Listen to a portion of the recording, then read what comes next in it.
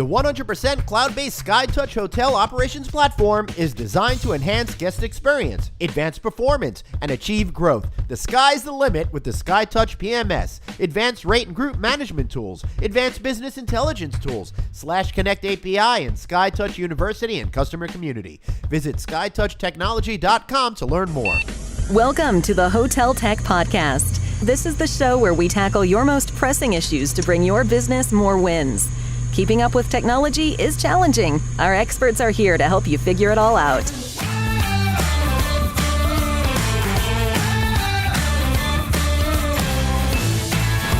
Here's your hosts, Glenn Hausman and Estella Hale. Hey everybody, Glenn Hausman here, and welcome back to the Hotel Tech Podcast. Really exciting. We are having so much fun doing this show and teaching you guys all sorts of great stuff, but I couldn't do it without my amazing, incredible co-host, and that's Estella Hale, who's the Chief Product Evangelist with SHR, and of course that stands for Scepter Hospitality Resources. Estella, how are you today? I am doing great. So excited to be back doing another podcast, Glenn, with you, with our amazing guests, and just really excited about the topic that we have today and the upcoming topics. We have a lot to tackle. Well, I'm glad that you're excited. I got to be honest with you, Stella, I'm feeling a little insecure today because I'm going to be the only one on this program that doesn't have the name Evangelist in my title. So I don't know what I'm going to do about that. Speaking of evangelists, we got Klaus Kohlmayr, and he's the Chief Evangelist with Ideas Revenue Solutions. Let's bring him on right away. Klaus, how are you today? Hey. Thanks, Glenn. I'm super excited to be on the podcast here with Estella and yourself. And even though you don't have the title, I think we can all vouch for your evangelism. Well, thank you. I really appreciate that. I think I'm just going to start using that title next year as well, just so I could feel good. You know, I was one of those kids that was always picked last for the kickball team in elementary school, and now I feel like I'm the last one to be picked for the evangelical team. But that has nothing to do with today's topic, and I know I'm being a little bit silly. Estella, this is an interesting topic that we're going to be talking about today. The whole idea of how we've been in these tech silos and how we're going to try to get rid of them. Maybe you could just start us off by talking about what the overarching problem has been, and then we could get into hearing all the great stuff from Klaus. Absolutely. So this is a topic that has been kind of brewing without us kind of putting a finger on it until a recent article that Klaus put out that we're like, yes, that's exactly it. So I'm going to talk to it from a technologist and a distribution perspective. So what we see is we have these complex systems, and we understand the operation and everything that it takes from a hotel management and revenue management perspective to come up with the ideal pricing for an ideal channel. So we know that side of how they come up with it is complex. And actually, Klaus knows it even better than we do. But we understand it because we integrate with it. Then on the other side, when we distribute it, we realize that a lot of the information really gets stripped down by the time we're distributing it. So in the hotel industry, our hoteliers, our listeners are going to be familiar with the term ARI, availability, rates, and inventory. So the complex world in which they're deciding prices or using technology, such as the one from Ideas and from Klaus, gets really stripped down to the very minimal level. And then we end up distributing that and then come back with very little information from a guest perspective that we end up delivering to another system, like a property management system. And then from there, they have to extrapolate and try to make it complex again. So I'm not trying to make everyone scratch their heads and go, what is she talking about? What I'm trying to say is that there's complexity in each of these systems. And when they're working in silos, it creates really something that is almost unmanageable for hotels. So it's almost like they're fighting their most important fight with a hand tied behind their back. It is how can we realize that the execution on their original plan of distribution strategy must must have the complexity beyond interfaces into these systems, and then what we're allowed to send to, for example, distribution channels such as online travel agencies. I think that was longer than you thought, Glenn, but that's what I was thinking that's great. about. And I love the part where you started saying you didn't want to confuse anybody and scratching their heads, because I'm sitting here saying, whatever you say next, sound confident so people will know that you know what she's talking about. And that's why I'm glad I have somebody like Klaus here today to help, speak that tech language as well, the one, that great language that all of our listeners out there understand. But guys like me just kind of pretend to have a clue what's going on. So, Klaus, I'm curious to hear from you. Did she get that right? And then let's start talking about, how we can break down these silos in order to create something that's more manageable, more workable, more profitable. Yeah, I think the way I'd like to look at it is always from the hotel perspective, right? So from the hotel, what you really were trying to answer is the question: Can I create an experience that allows the consumer or the guest to trust me as a brand or as a hotel or as whatever the entity is? And that trust comes really from a couple factors. That comes by having an engaging experience, whatever the touch point is, having the right loyalty program and the right engagement through whatever the rewards are that go with that, having the appropriate pricing and the right balance between value and price when you're at that point of decision making, and then having all that done through the right channels and the right sales efforts. So the trust comes really, the trust that people have in a particular brand, a particular hotel, comes by the intersection of distribution, sales, loyalty, and revenue management. So you put that in one bucket then, and then on the other side, you have this massive amount of data that's being collected. And I read some statistics that by 2025, the world will produce 163 zettabytes of structured data, which is about 4 times more than today. And if you don't know what a zettabyte is, you can Google it. It's quite fascinating how large that is. Aren't those the aliens that we attacked in the movie Starship Troopers? I'm not sure about that, but it's probably something similar. Right. But I mean, just to give you a quick analogy, if you say 1 byte is a corn of rice, or the size of a corn of rice, then a zettabyte would fill the Pacific Ocean. So 163 zettabytes, 163 Pacific Oceans of data. So that's what we're dealing with. There's an enormous amount of data, and hotels haven't done a great job, or the technology that hotels use hasn't done a great job combining and aggregating and consolidating the data, so hoteliers can make sense of it and put the right offer in front of guests that will create that trust into the brand and into the value proposition that they want to put forward. So the reason for those disconnected systems and the data sitting in different places is really legacy technology. If you think about most of the technology that's out there that the big brands are using, and obviously some of the smaller brands as well, is built on 50 or 60-year-old platforms. And 50, 60 years ago, people had very different needs and requirements to what the technology should do. It was all about speed and uptime and reliability.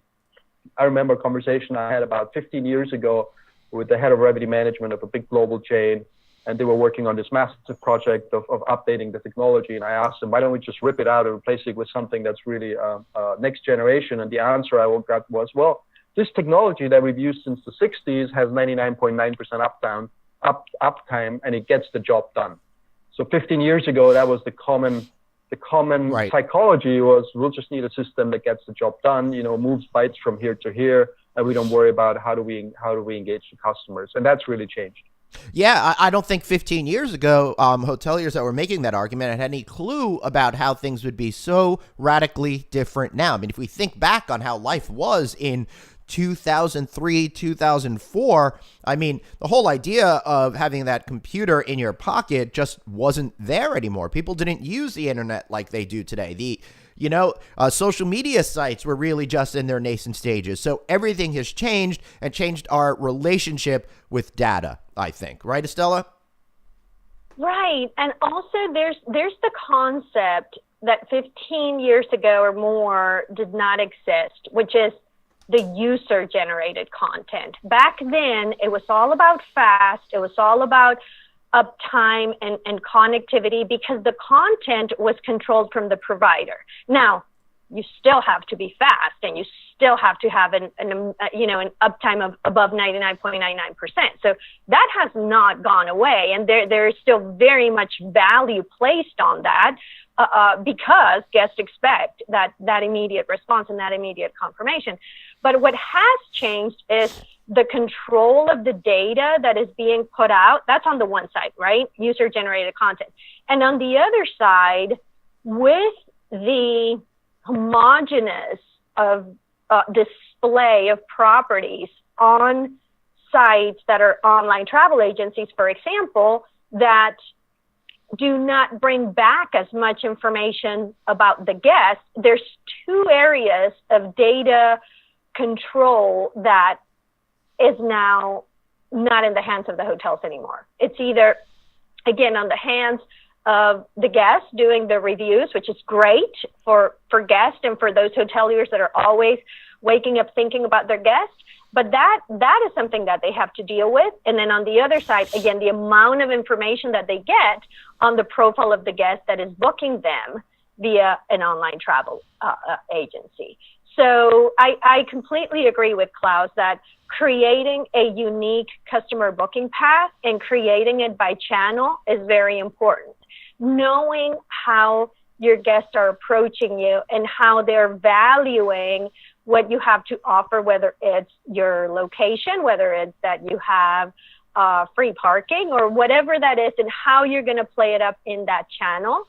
But also making sure that in your own proprietary channel on the web, that is where you play the part that is most engaging, because that is the part where you can differentiate yourself and offer really that unique customer experience or unique customer booking path on that channel where you do not appear very similar to everyone else. Right. So Klaus, I think what she's saying makes a whole lot of sense. So it's the whole notion of taking all that stuff and then giving it to consumers in the way they want, in the place they want, and in the style that they want. So I suppose you're going to agree with that. And if you do, how can hoteliers take the right strategies to actually make that happen? Yeah, I do agree with that, Glenn. Thank you. And I do agree with Estella that yes, uptime is equally important, but now it's almost a given, right? I don't think people we don't see people coming to us saying, "Tell me about your uptime." It's kind of, well, if you wouldn't have the uptime we need, then you wouldn't be in the business anymore. And unfortunately, we've been in the business for 30 years, so it's absolutely critical to have the foundation right. What we're seeing, Glenn, is a really interesting transformation, really interesting development. Think about what the App Store has done and what Apple has done and Google over the last, 10 or 11 years since 2017 when the iPhone came out, is they've changed the notion of how we interact with technology and how we buy technology. And what we're seeing in the hotel industry, and especially in the tech stack of hotel companies, is this movement towards a different tech stack. And what I mean with that is you're going to see more and more companies adopting platform infrastructures where you collect the data. You might still have systems at the hotel that are siloed, but you will have a data lake or a way of aggregating and consolidating that data in the cloud. So using cloud services like Amazon or others where you collect the data and aggregate them. So even though you might have systems that don't talk to each other at the property, and hopefully that'll change as well, hotels are now starting to collect the data above property in the cloud, and that gives them 360-degree insight in what customers want, are able to see how customers have behaved in the past, and once they have that, they can predict what customers want going forward. So having that aggregated and consolidated data in a data lake or in a data warehouse, whatever you want to call it, in the cloud is going to be critical. And then what you're seeing now is you start seeing companies developing and launching app store-like environments in the industry. So there's a number of companies out there that have now offer apps that are apps for property management systems or distribution systems or CRM systems or others.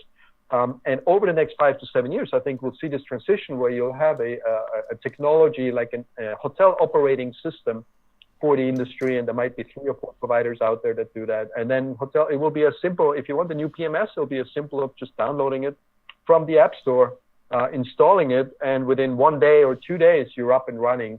You won't pay integration fees. You won't have anyone coming to your hotel to train you. You won't really have a lot of interaction with the vendor because it'll all be, through the hotel system store. And that's a very interesting transition that we're starting to see, and that's going to accelerate over the next few years. And that's going to give hotels the ability to tap into the power of the new technology and tap into the data and understand how to better engage with hotels, with the guests. My concern. Sorry, Stella. Please take it away. No, I was going to say yes. And if you can envision that and then envision the multiple systems that a hotel uses to operate. So, not only on the forecasting and distribution side, but also on the operations side, also extending into other market segments such as groups, catering, etc. I mean, that really it starts to become more of a reality because you begin, again, imagining that app-like mentality where these communications are expected. And so I think we're seeing it less and less today, but those vendors that maybe are not open to integrations or that have a huge fee for hotels to integrate in between systems, I don't think that's going to be accepted anymore. Once we get into this place where that integration and communication of data is expected, and now they can extend beyond the market segments they serve, all of the market segments. Yeah, you're making a great point, Estella. When we're talking about aggregating data, it's obviously all the data that a hotel has. I'm not just talking about the room revenue. I'm talking about all the revenue streams in a hotel, or maybe even beyond the hotel. Like some companies have now started to be more integrated with what's going on around their hotel and starting to collect data about that as well. So, so I think what we're talking about here is bringing in elements of machine learning and artificial intelligence and all of that kind of stuff, because the average hotelier isn't going to just be able to do this while on their own when sitting behind a desk, right?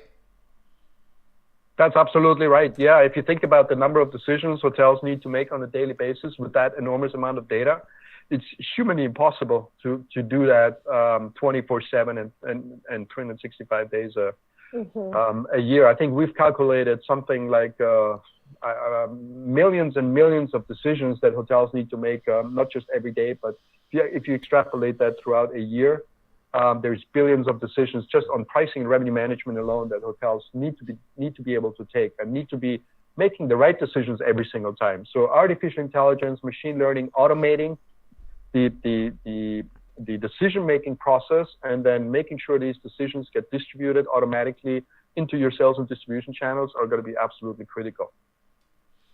So how did then... Yeah. Oh, go on, Estella. Yeah, no, I was just going to say, imagine that all of this information and this data has to be almost like clustered and then some type of regression run through it, so that it can come to the point where the hotels are not having to look through data, but through information, because the learning from what is coming out from that data and the processing of it, by the time it gets to them, it's not data, but it's information. Right. So that information then is designed to enhance the potential customer's experience in connecting with that particular brand that theoretically is giving them something that they individually would want in a more personalized way. Am I understanding this right, Klaus? That's right. Absolutely. So when coming back to the brand and the trust and the connection between, I have a certain brand and I want people to trust my brand. And that comes through execution and delivering what customers expect me to deliver on. You have to do that in a way that engages the individual customers most effectively, and that's when we come into the personalization and putting the right offer in the right format at the right price in front of the guest where they want it. Hey, Glenn here. Are you overwhelmed by the digital marketing landscape, or maybe you're underwhelmed by your current digital marketing agency? Well, G-Commerce's well-thought-out marketing campaigns draw their strength from the synergy of multiple disciplines working in concert and guided by an overlying strategy to drive new customer acquisition at the absolute lowest cost. They pride themselves on seamless customer service that makes you feel like you're part of the team, facing challenges and celebrating successes together. Your business is unique and your marketing should be too. Contact them today for a free assessment of your digital marketing health and how they can help you improve. Visit gcommercesolutions.com to claim your assessment. But more importantly, guys, listen, this is Glenn speaking to you right from the heart. These guys helped create my NoVacancyNews.com website. It is amazing, it is awesome, and it helped transform my life. They helped kickstart my business, and they can help you too. So visit gcommercesolutions.com and claim that assessment. Hey, and tell them Glenn sent you. So what does that look like then, practically speaking, for a guest like me that might be wanting to go away for a weekend with my friends? Or perhaps it's my wife who is planning a trip for myself and our two children. How would that express itself differently? So when you look at your top of the funnel behavior, right? The way you're going to search for the two types of trip is already giving you some signals, or giving the hotel some signals of what kind of experiences you probably will look for. Right. And based on the experiences that you're searching for, and I'm using explicitly the word experiences because that's what it really comes down to. Based on the experiences that you're looking for, the hotel, with the data that they have aggregated, and they understand, who you are or what kind of cohort you belong to in marketing speak, and what kind of experiences you're looking for. Hotels are able to bucket you into certain experience buckets. And some companies I recently talked to the CEO and the CMO of a large hotel management company. They have 64 different cohorts that they have defined for their customer group. So in your example, there will be two different cohorts that you'll be bucketed into. And based on these cohort groups, you will then have a very different experience if it's a leisure trip or if it's a business trip. And so imagine with that, how this is important for hotels. Imagine how important this is for chains, for multi-property groups that have a portfolio and they're doing investment in digital marketing. And so identifying those segments and then having that investment on digital marketing tie into really the digitization of that process of booking, at the end, it also ends up impacting them have a better return on the marketing spend than they do of their digital dollars. So again, this is very important for properties, and it becomes increasingly important for multi-properties, management groups, chains, etc.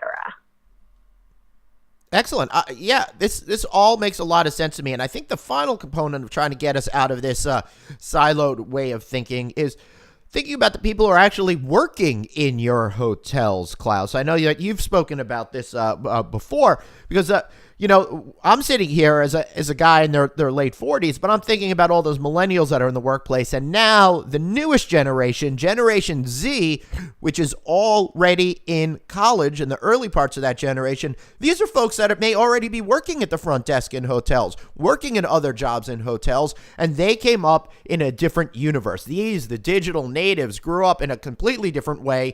And if you have systems that don't conform to the way that they grew up, I bet that's just going to cause a lot of extra financial headaches at the property level. Absolutely. And Glenn, millennials is a mindset. So even a mid-40 person can be a millennial in their mind. Yes, but for once in this time, I was thinking about it more with the digital natives versus digital immigrants. And you know what? I could think of myself in the Generation Z mindset, but it won't change the fact that I'm an old dude that still remembers looking at a computer screen that only had green letters on it, Right, and you're making a very good point. Why do the likes of Airbnb and others have such a great connection with the new generation of users? Is because they use technology very effectively. They use data very effectively, And because they've been built from ground up, they built their infrastructure and the technology with that in mind, with the customer experience in mind. And to me, it comes back to, bridging that brand and trust gap and saying, how can we, and Airbnb, if you follow their story, the whole company has been built around customer experience. And the two founders have said from the beginning, we're about the best customer experience you can possibly get from a booking and from a review and from a trust perspective. And if you know that if 10 years ago somebody would have told you, hey, would you stay with a stranger and pay for that? You would have said, no way. But look, there's millions and millions of people today that do that. And why do they do it? Because they have spent an enormous amount understanding the customers and building the technology in a way that will enable them to deliver that customer experience. So talking about the millennials and Generation Z in hotels, they want that. They want to be able to offer that experience to their guests as well. And new technologies that we're seeing in the operational areas, mobile-based technology, as well as the new generation of property management systems that we're integrating with, are enabling those experiences to happen on a daily level at the hotel from an operational perspective as well. Yeah, and if you think about it, travel is about experience, and your stay is about experience. So I think you have to have that focus on the booking experience as the starting point of what a guest is looking for, and catering to that and understanding your guest. And as a hotel, you understand your guest and you understand what you bring of value, and creating things like those booking paths that are unique to the segments that you're serving. That's the start of the experience itself. Yeah, and it comes down to choice, right? If you look at the last 15 years, it hasn't really changed how we book hotels, right? You go on any OTA, and I've done this. You remove the pictures of the hotels that are being displayed. You put in your arrival, departure date, your city, and all you get is a list of hotels. And if you take the pictures away, they all look the same because it all has the same description and the same price. And the way we're going to book, hotel, how we want to book hotel stays, if you think about before the era of computers, Glenn, that you probably remember now, is you called up the travel agent and say, I want to go to the beach in January. Right. I have $500 and I will spend a week somewhere warm. Tell me where I should go. And I think we'll go back to that because we will be able to do that through Alexa, through Google, and we'll do that through new booking engines where you will just tell the computer what experience you want to have. And the computer will come back and say, based on what I know about you and based on what you've told me, I have a week for you in Florida at this particular hotel, and it matches your budget. And I've already negotiated the best price for you. Here's 3 options. Which ones do you want to book? That's where we're going back to, almost back to the future, where what the travel agent used to do for us, which is what we wanted to, technology will allow us to do that in the future. That's both absolutely incredible and insanely scary at the same time, right? That these devices are going to be able to become so smart that they really can understand the true type of experience that I want to have at that particular trip, which could change from time to time to time. As you pointed out, sometimes I'm traveling for business. Sometimes I'm traveling for leisure. Sometimes I'm going away to party with the guys for the weekend. All different experiences, all stuff that'll be much more easily bookable in the future once we get rid of these incredible silos. Is there any other questions that you have, Estella, before we start to wrap up everything? No, just really glad that we got to have this conversation with Klaus. Again, for our audience, if you've had a chance to read his article, it is great. It's on FocusWire, 3 Ways Hoteliers Are Kicking the Silos of Technology for Good. It is a great article, definitely recommended, and just so happy that we had the chance to sit and just go deeper on the conversation. Hey, Klaus, I also happen to be a big fan of your unconstrained conversations that you do, where you have conversations with tech leaders, sometimes over a meal or something. Really fun video programming that you're doing. Maybe share a little bit about that before we wrap up. Mm-hmm. Yeah, thanks, Glenn, and thanks, Estella, as well for the comments on the article. Yeah, I wanted to sit down with technology leaders or hospitality leaders around the world over the last 12 months. And the thought behind that was really, if you could be part of a conversation between two thought leaders, how would that look like and how would that feel like? So I've gone around the world, I've sat down with people in coffee shops and over dinner and in bars and just had a conversation with the leaders of revenue management of MGM, with some CEOs and CMOs of hotel companies, with thought leaders in revenue management, just to talk to them about exactly what we've been talking about. And what got me really excited is I see this groundswell of new technology that is coming up. It's accelerating, I think, the way we use technology and we implement and install and buy technology in the hotel industry will change very, very quickly. And that's been part of a lot of the conversations I've had over the last 12 months. It's all on YouTube. You can just Google Unconstrained Conversation on YouTube or search for that and it'll come up. There's about 12 episodes and there's 5 more in the works. Great. Excellent. Anything else that you want to plug, Klaus?